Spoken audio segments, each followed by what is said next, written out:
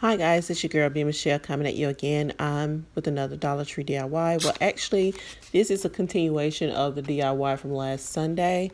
I never did show these other pumpkins. They're basically the same thing, but it's the whole pumpkin.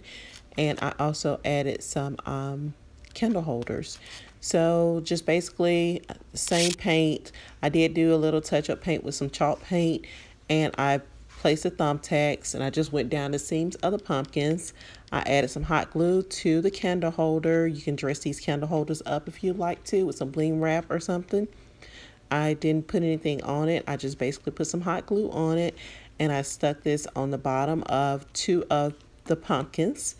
And I did these in gold and silver. I used the silver and the gold thumbtacks.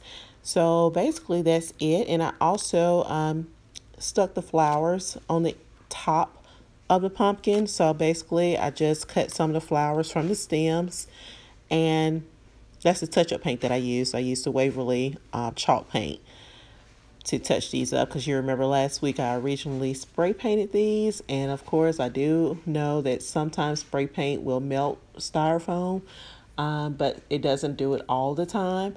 So I had issues with these, so I guess it didn't work well, and I was very frustrated though last week. But anyway, I never did get these out.